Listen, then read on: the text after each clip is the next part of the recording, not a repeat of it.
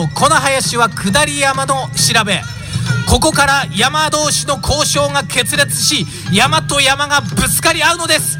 おいしさおいしさの掛け声が響きます。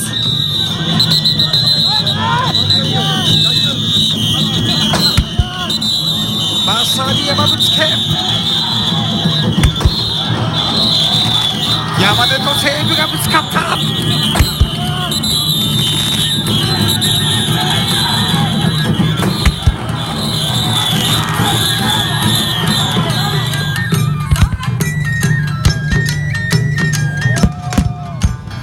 さあまた手踊りに入りました。